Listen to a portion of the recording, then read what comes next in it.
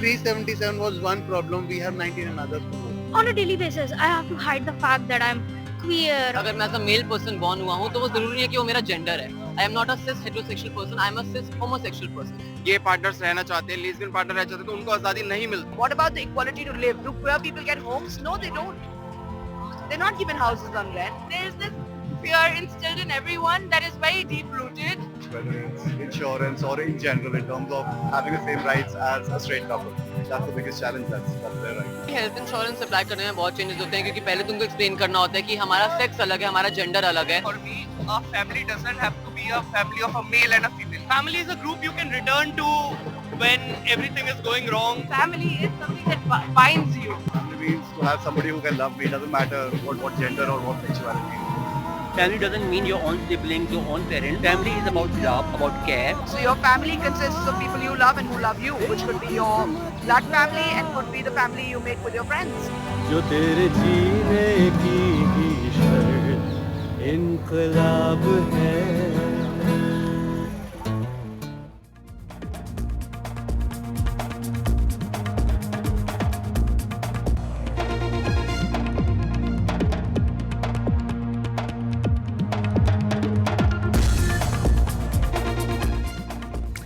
In a historic verdict in 2018, India's top court decriminalized homosexuality by scrapping a colonial-era ban on gay sex. Despite the 2018 ruling, members of India's lesbian, gay, bisexual and transgender LGBT community, as you just heard from them in that opening montage, complain about a lack of acceptance and discrimination against gay people in Indian society. LGBT activists say that while the 2018 ruling affirmed their constitutional rights, thousands are living in a twisted no man's land, decriminalized but with no rights. Decriminalized but without rights. And this could be anything. Even as, being denied rights such as finding a home or taking a partner to hospital, being able to give medical consent for treatment for a partner, pensions, adoption, even simpler things like club memberships for couples. But are things changing? Perhaps New Years are for new beginnings because this year, Future Generali, Indian Insurance Company Limited, has launched an LGBTQ, that's lesbian, gay, bisexual and transgender campaign to focus on providing community members who are in a live-in relationship an equal opportunity to secure their health insurance needs. Basically, this is a corporate company announcing that it is taking a significant step towards normalizing same-sex relationships to include live-in partners, including same-sex partners, same-sex live-in partners. For that, they've expanded the definition or the company's definition of family across its retail health insurance offerings to include the LGBTQIA community and live-in partners. So, what does this mean on the ground? What really changes? What could the fallout of this be? Is India ready? Joining us first on this special episode of We the People that focuses on the rights of LGBTQA community, we have the faces of this campaign, Yogi and Kabir, the hosts of a Spotify India original podcast, the Shuddh Desi Gay, which is a podcast that provides a glimpse into what it means to be a gay couple in India. We have Kabir joining us. Kabir, first and foremost, you and your partner, Yogi, are faces on giant billboards, on outdoor hoardings in major cities in India. How does that make you feel? Because, it is an image of two men. If we can pull up that image of two men in an intimate hug, it is normally an image you see of, the stereotypical husband-wife, where one is a provider. But here, I think it's actually refreshing. It's like two men together supporting each other. But it is a sensitive subject in a socially conservative country of 1.4 billion people, where speaking openly about homosexuality is taboo for many. How did it feel when you first saw it? Were you nervous? What were the reactions you got also? Of course. Hi, Sarah. Thank you. Firstly, thank you so much for inviting me. Of course, it was... I think overwhelming would be an understatement because it wasn't just what I was feeling. But in fact, the kind of responses that we were receiving on Instagram and, people calling us, messaging us, showing us our billboards, it was a surreal feeling, of course, because when Future Generali reached out to us that they wanted to do something like this, we just jumped on it because we were like, we had to do this because it was first.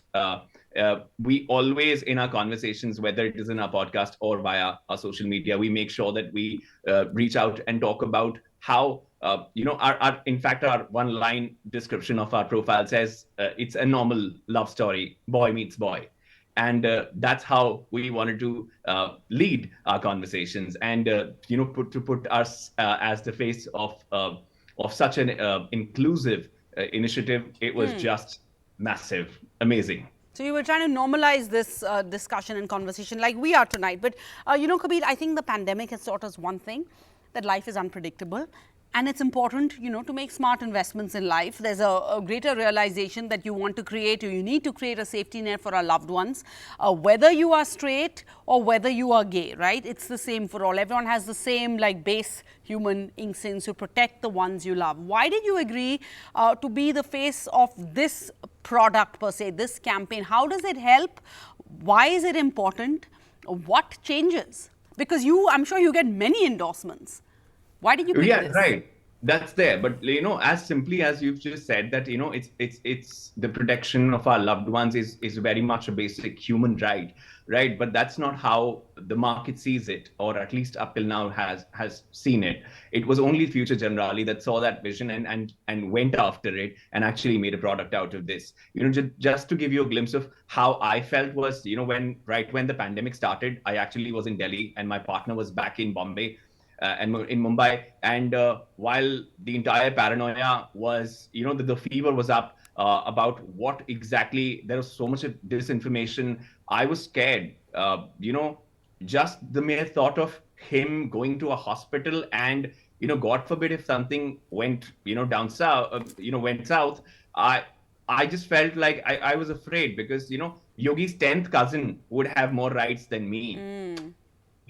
So it's a very difficult position for me. At that point in time, it was a very difficult position for me to be in.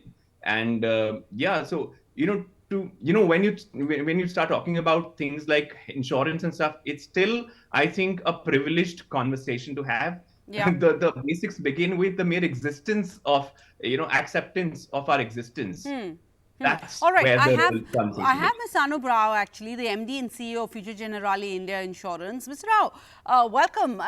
What made you think specifically about the LGBTQIA community?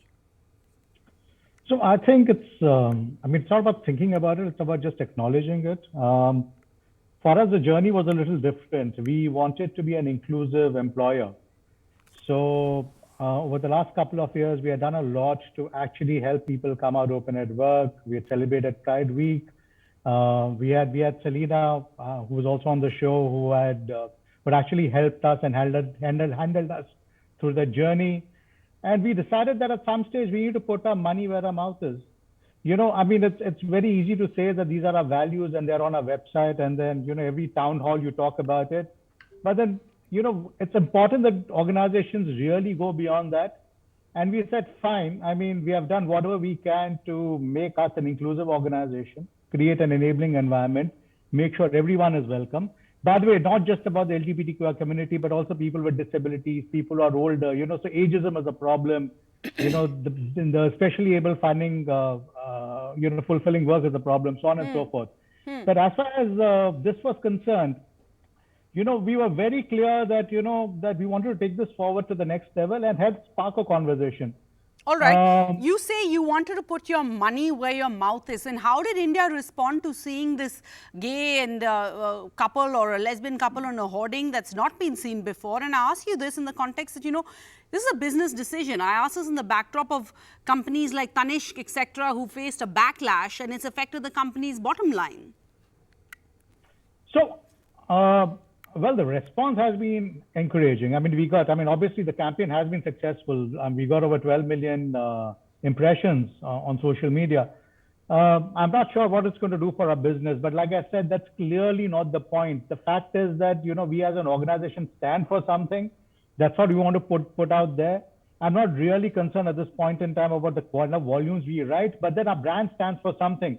And that should mean something to people who may be gay, who may be straight. I mean, and if we talk about how India has reacted to the campaign, we have had thousands of complaints, thousands of comments, 83% of them have been positive. So only 17% have been negative. And mostly from, a lot of predatory accounts, and some of them are very few followers. But I think by and large, it's been a grand success. Look, what we are happy about is that it started a conversation. And I think Kabir put it out well.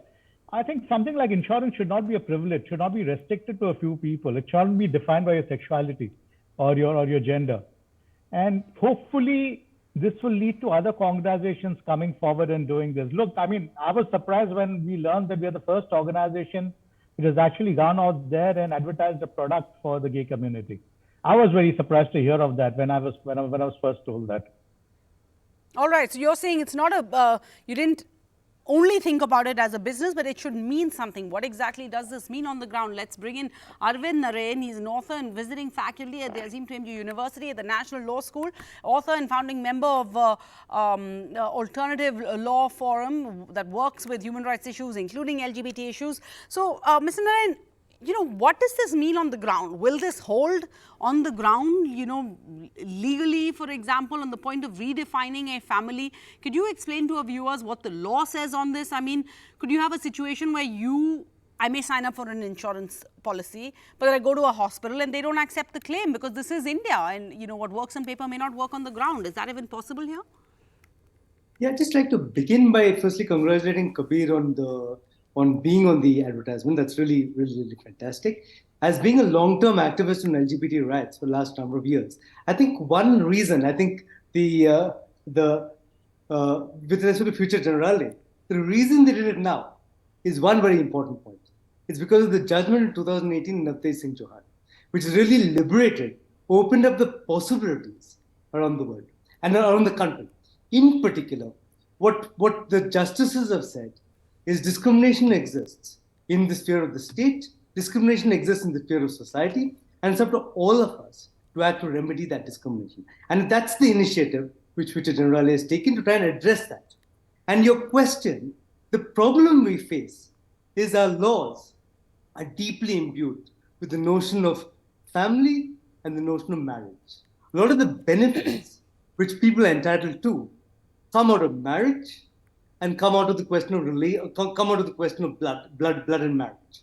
So in a sense, we look at labor law benefits. We look at as rightly said, your right to determine the treatment as far as your partner is concerned.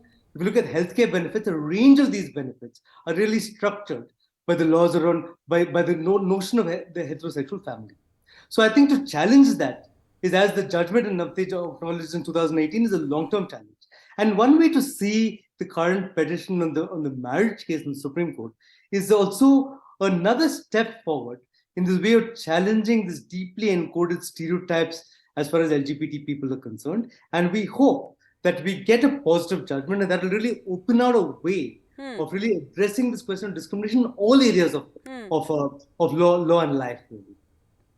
All right, and also it's interesting to ask, how campaigns like this one or other corporate programs or other programs that focus on inclusion act to influence the law going forward. I have, let's bring in Sachin Jain, also working very interestingly in this field. He's the administrator of GHAR, which actually stands for Gay Housing Assistance Resource. Very clever over there. It's a housing group for LGBTQ+ Indians on Facebook. It began with the belief that it's imperative to create safe spaces for LGBT-friendly spaces for members of this community.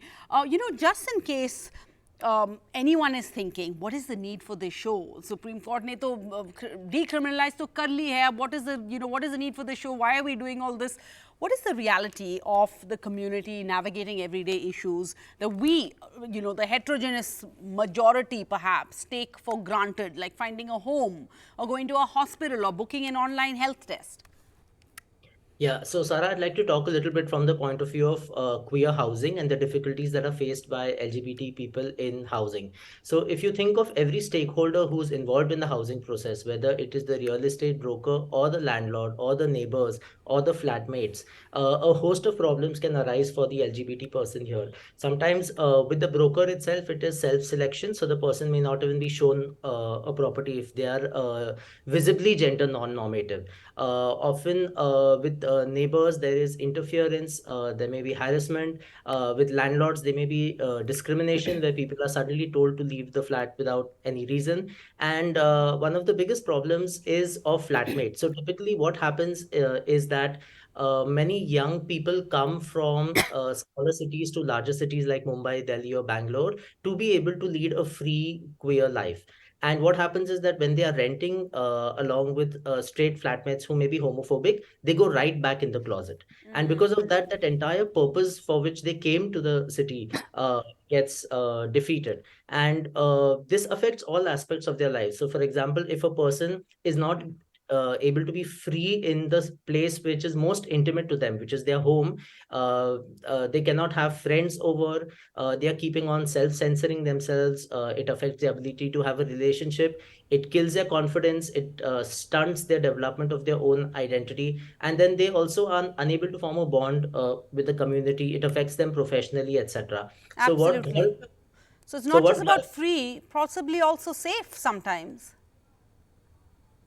Yeah, so the people have faced various kinds of problems in renting. So there's been verbal harassment, physical harassment, even going up to torture sometimes.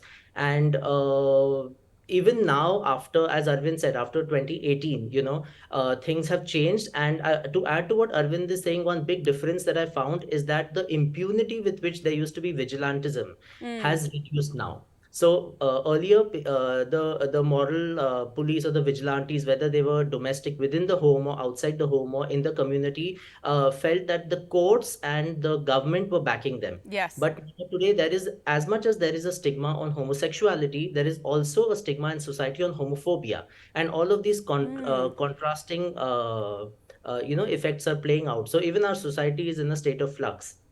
All right, our society is in a state of flux. We have also joining us Selina Jaitley. As mentioned earlier on the show, we'll have her on, actor, writer, diversity consultant. You know her perhaps as the Miss Universe runner-up as an actor, but she's also a diversity consultant. She's a UN human rights equality champion. Selina, thank you for joining us. Now, since we're talking about redefining family today, I know, of course, you are a mother now. What, according to you, Selina, makes a family a family?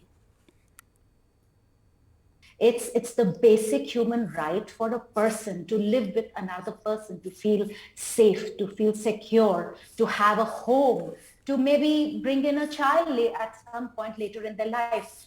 But just the right to live and experience life together with another person in every sense of the way, whether it's financially, whether it's physically, whether it's buying a house, whether it's experiencing the agonies and ecstasies of life together, that constitutes to being a family. And I think every human being should have that right, because that falls under their right to life as such. And how does one spread this message of awareness, like to a larger audience, for example?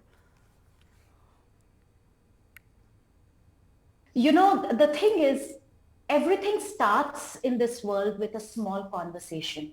And it is very important to have these small conversations on a mega scale so that the message gets out there. Basically, that is what we do with United Nations Free and Equal campaign.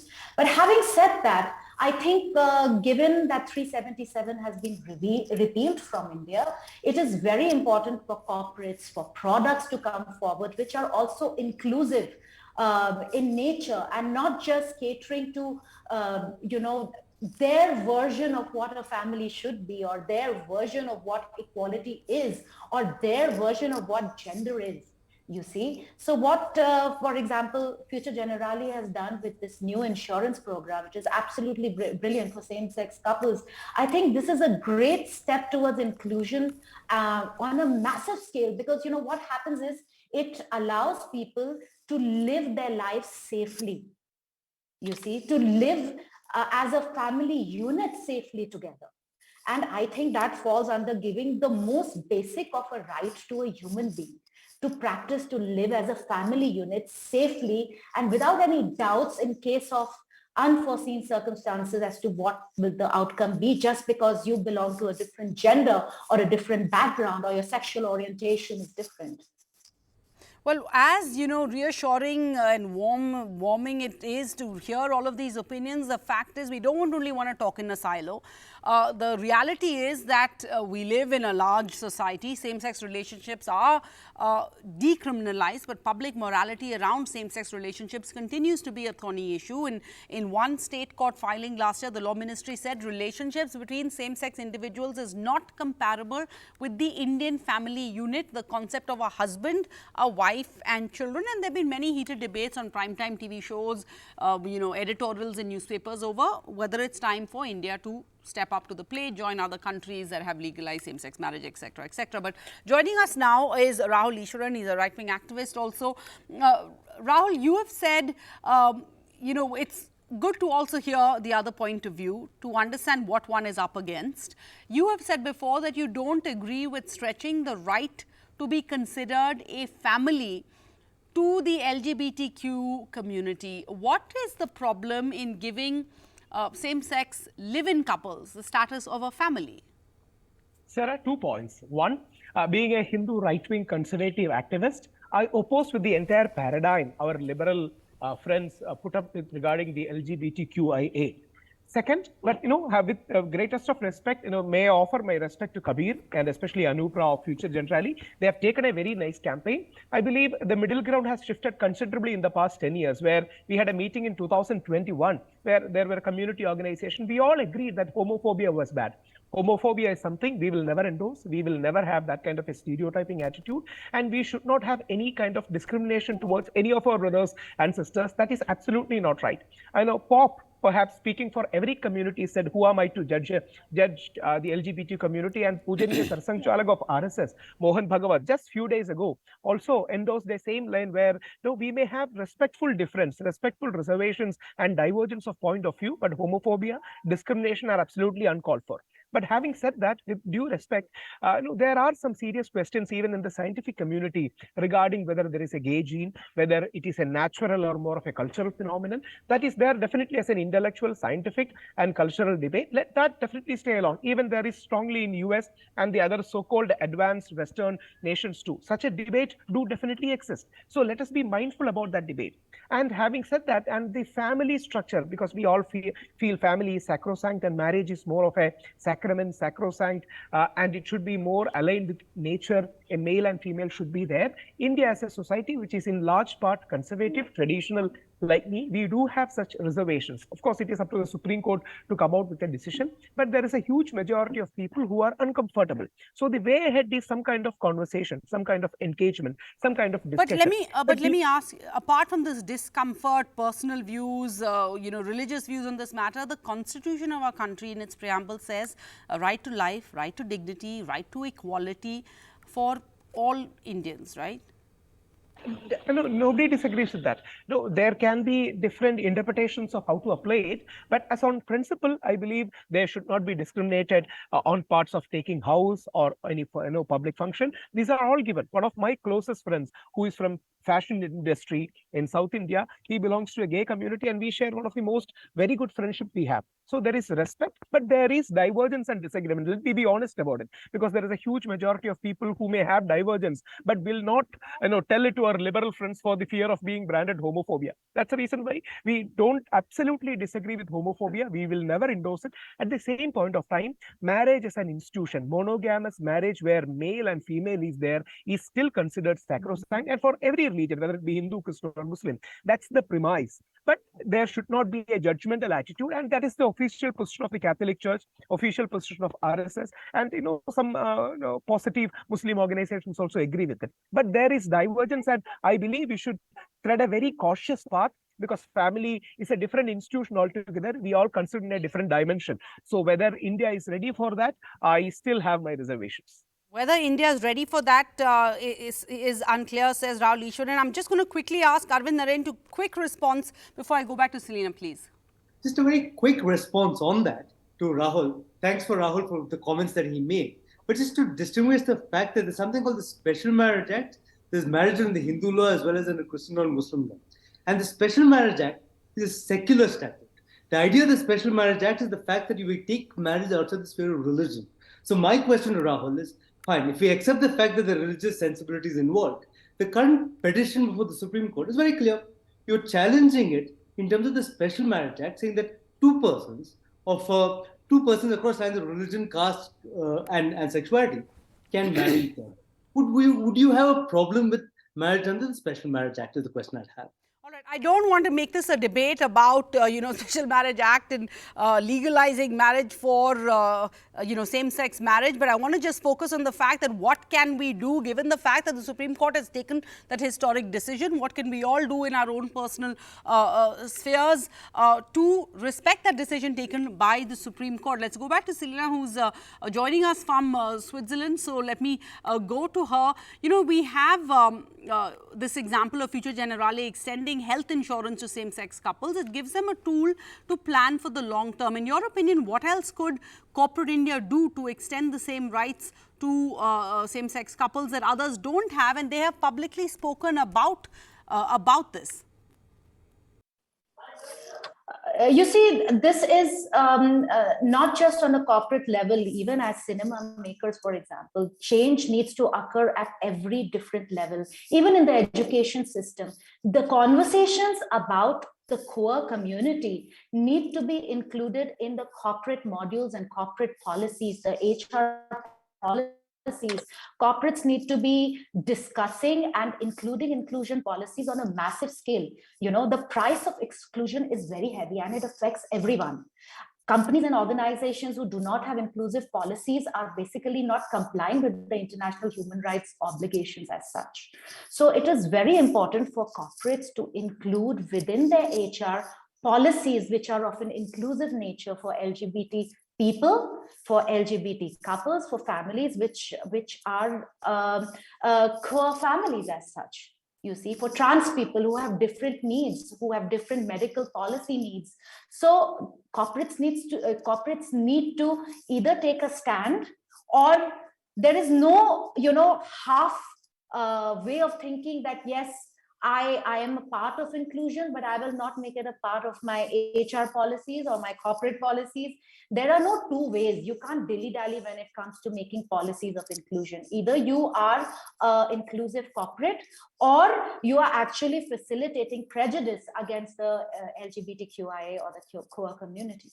A very strong statement there that if you're not part of the movement, if you're not helping or speaking up, then you're actually facilitating and being part of the discrimination. So Anup, last word to you. What would your advice be to those who haven't yet warmed up to equal rights of the LGBTQ community?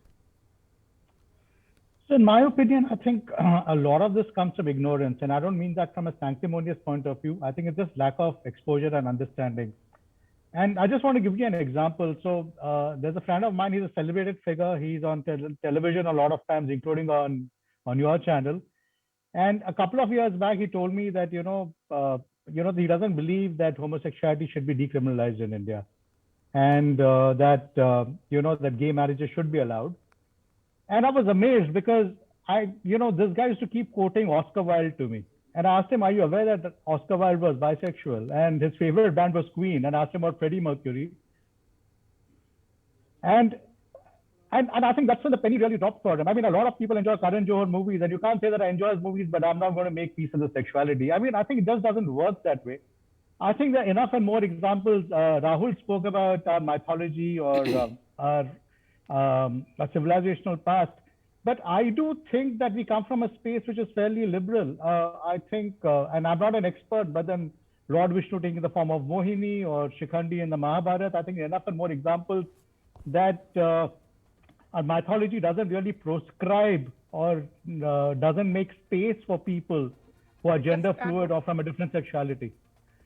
Rahul, I know you want to respond, but we're completely out of time. But clearly, you know, there is this matter is being heard before the court, and we will continue to have this conversation. And thank you to Future Generali for giving us an opportunity today, a peg as we call it in this industry, to bring the focus, the spotlight back on this important issue of equal rights to all. Thank you all for joining us on We the People as we attempt to redefine family tonight.